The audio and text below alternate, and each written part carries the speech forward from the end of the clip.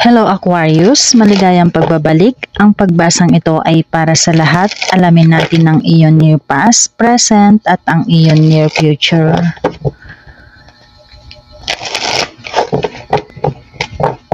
One more.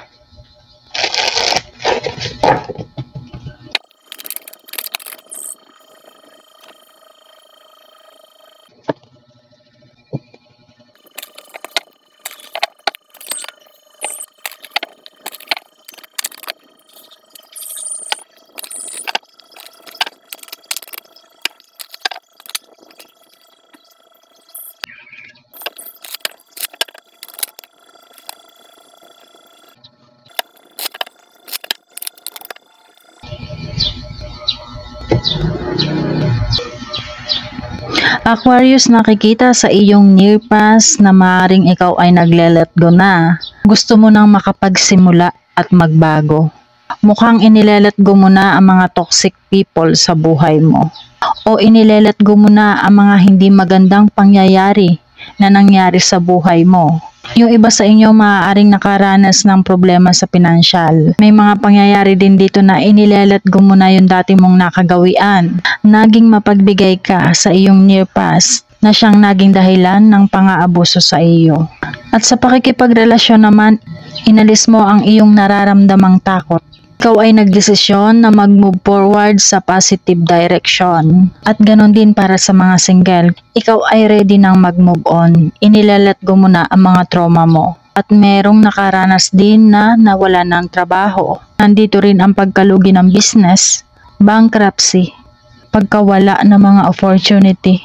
Masyado kang mapagbigay ng iyong mga sikreto na isi-share mo ang dapat na sikreto lamang. Maring may nakipagsapalaran sa investment na hindi maganda ang naging resulta at merong hindi naging practical. Kung hindi ikaw ang naging magastos sa iyong near past, merong taong malapit sa iyo na magastos. At ang taong ito ay hindi pagka-social climber. At higit sa lahat, mapagpanggap ang taong ito. Kawalan ng kontrol na siyang nagiging dahilan ng problema sa pinansyal. Marahil ang taong ito ang nagiging problema mo. Palagi siyang nakakaramdam ng selos, insecurity, manipulative. Gusto niya laging masunod ang gusto niya. Sino ito sa buhay mo, Aquarius, kung hindi ikaw ito? Siya ay tamad, boring, hindi marunong humawak ng pera, disloyalty, laging galit.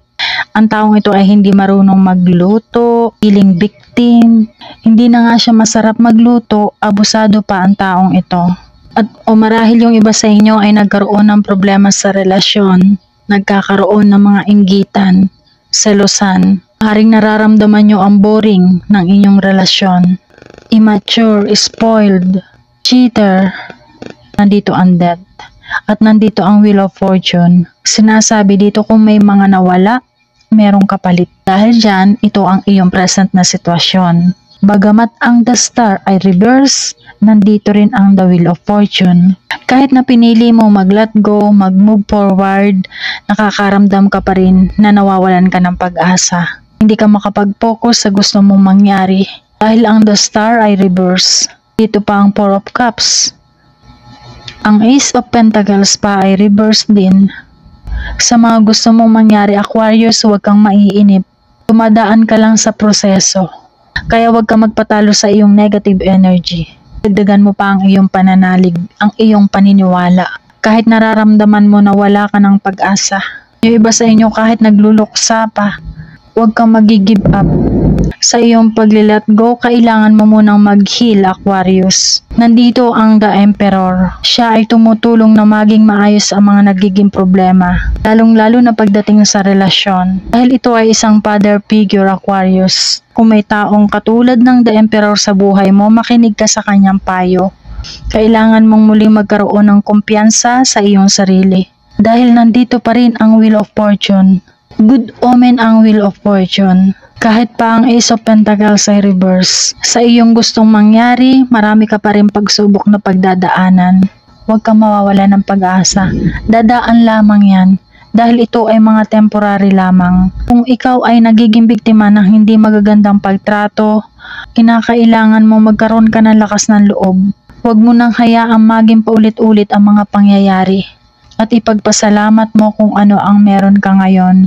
Kung meron nakakaranas ng disloyalty, cheating, ang gusto mong malaman ay marireveal na. Ang pinoproblema mo maaaring magkaroon na ng linaw. Kaya naman sinasabing huwag kang malungkot. Unti-unti, Aquarius. Ganon din sa iyong career. Kinakailangan maging positibo para maging creative ka. You need to change your attitude and start focusing on the positive. Ganon din pagdating sa iyong pinansyal. Tingnan mo ang iyong magagawa at ang iyong mababago. Mas lumalala ang iyong problema the way na problemahin mo ito. Huwag mong hayaan na magkaroon ka ng anxiety. Maaaring may nakakaranas ng sobrang gipit sa pinansyal, pero meron din namang nakikita dito, hindi naman masasabing walang-wala kang pera. Ang pinoproblema kung paano madadagdagan ang kita, kung paano madadagdagan ang ipon. Kailangan laging may plan B. Kung hindi magkakaayos si plan A, kailangan meron kang plan B.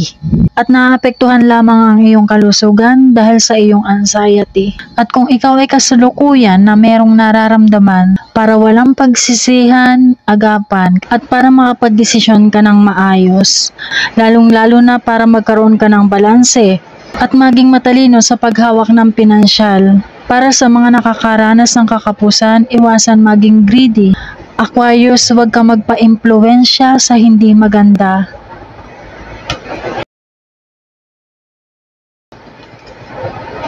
Tapul pa lumabas. Sa iyong mga gagawing desisyon, huwag kang magpabigla-bigla dahil lamang sa iyong pagkainip o kawalan ng pag-asa. Madidelay din ang mga balita about sa iyong loan kung ikaw ay nag-loan. At huwag na munang bumili ngayon ng mga mamahaling gamit, hindi magandang timing. Kailangan maging matalino ka sa paghawak ng iyong pinansyal. Kailangan mabudget ng maayos. Magtira ka para sa tag-ulan. I-save mo muna kung ano ang meron ka, Aquarius. Ten of Swords. Nakikita dito ang backstabbing, betrayal. Maaaring may nagkakalat ng hindi magandang balita. At yung iba sa inyo nakakaramdam na ng pagod sa kasulukuyan. Nakikita rin yung pagiging martir. Kung hindi ka magiging positibo, maaaring magkaroon ka ng nervous breakdowns, chronic fatigue, sobrang pagod ng iyong isip at katawan. Ito ay cycle ng iyong buhay. Huwag kang mawalan ng pag-asa sa pag-ikot ng The Wheel of Fortune ay pabor na ito sa mga mangyayari sa iyo. Dahil bubuuhin ng universe ang mga plano, even if that plan is not clear to you. Nakikita man ang mga problema dito sa iyong career, sa iyong pinansyal, sa iyong relasyon, sa mga nangyayari sa iyo sa araw-araw, sa mga problema mo sa mga nagiging kasama mo, relasyon mo sa iyong mga kapatid, sa iyong magulang. Don't give up. Kailangan mo lamang pagdaanan yan dahil iyan ang proseso. Dumadaan ka lamang sa mga pagsubok na yan para maging success ka sa buhay mo. Kahit anong mangyari, anong maranasan, huwag mawawalan ng pag-asa. Two of Pentacles. Nahihirapan mag-budget, nahihirapan mamili, nahihirapan magdesisyon. Humahanap ka ng tamang balanse. Natatakot makipagsapalaran. Yung iba sa inyo nag-iisip kung lilipat ba ng trabaho. Positive naman ang dala ng Two of Pentacles. At ang financial stress na nararanasan ay temporary lamang. At may mga opportunities na darating na magiging success ka. At dahil dyan, ito ang iyong near future. Nandito ang the devil. Ito yung mga hindi magagandang gawain. Pilit siyang manunukso sa mga gagawin mong pagbabago. Tulad ng pagsusugal, pag-inom ng alak, pambababae, panlalalaki, lahat ng hindi maganda. Paggamit ng mga pinagbabawal, bawal na relasyon. Maaaring hindi ka nagtanda sa mga nangyayari sa iyong nakaraan. Lalong-lalo na pagdating sa mga relasyon. Negative ito. Paulit-ulit na mangyayari ang mga pagkakamali. Kaya try to slow down, Aquarius. Alisin mo ang iyong takot para magtapos na ang isang relasyon. At dahil ang Six of Cups ay reverse, ilat go mo na ang nakaraan, mag-focus ka na sa future. Kung ready ka na sa pag-move on para sa iyong future, mas kinakailangan mong lumipat ng tirahan. Nakikita dito ang pagiging independent at magmamatured, lalong-lalo na sa pagmamanage ng iyong finances. Kailangan mo nang makaalis sa mga hindi magagandang ginagawa. Six of Swords na reverse. Ito yung magiging dahilan ng trouble mo, ang the devil. Lumabas pa ang Six of Swords. Kaya kahit anong gawin mong pagpupursige na magbago, mag-move on, may nakaharang pa rin. Kahit dumating ang mga pagsubok, ang problema, mag-focus, huwag mong i-cancel ang mga plano mo. At umiwas sa tubig dahil hindi maganda ang nakikita, Aquarius. Kung ikaw ay nakakaramdam na niloloko, mag-let go ka na para wag na maging paulit-ulit ang mga magiging problema mo. At syempre, kailangan mo nang itigil kung ikaw ang nagloloko o ikaw ang nagiging dahilan ng cheating.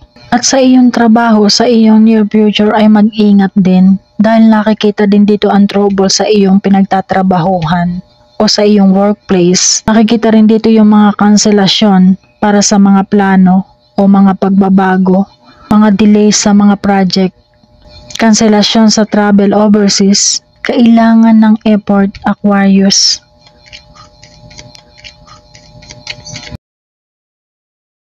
Hangman din ay reverse.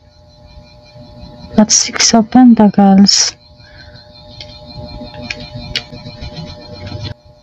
Ito ay the Hangwoman na reverse. Lumabas ang the Hangman na reverse at ang Six of Pentacles. Maaring may makatulong sa iyo o maaaring yung taong iyon ay makahingi ng tulong para ikaw ay matulungan, Aquarius. Six of Pentacles naman ay positive.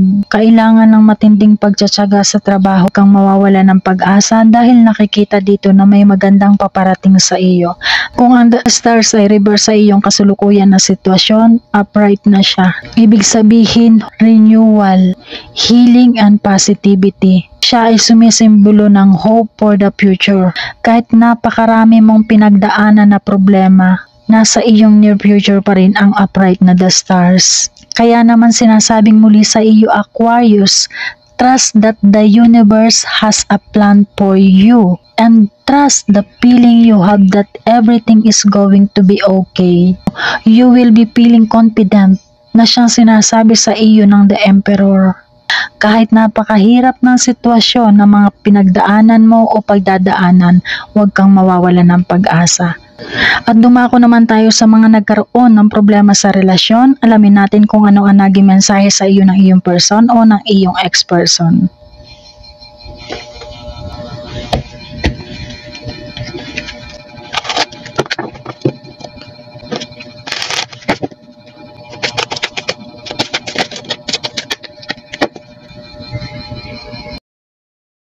Aquarius, kung sa palagay mo ito ang kanyang mensahe para sa iyo, i-claim mo ito. Ito ang kanyang unang mensahe.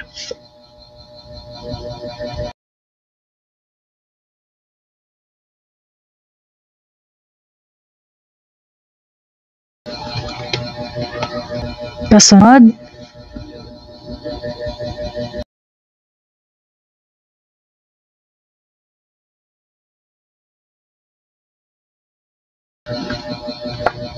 next,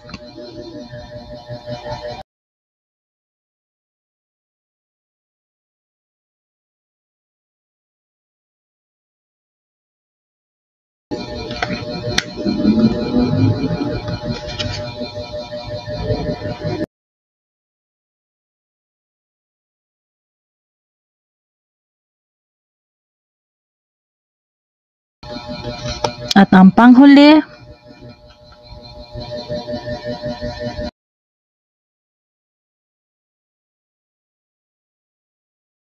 at tulad ng dati, ito ang iyong naging pagbasa, Aquarius. Sa patuloy na mga sumusubaybay, maraming salamat po. At sa mga bago pa lamang sa aking channel, kita-kits pong muli. Number 1 rush po, paki-like and subscribe na. Thank you! Bye-bye!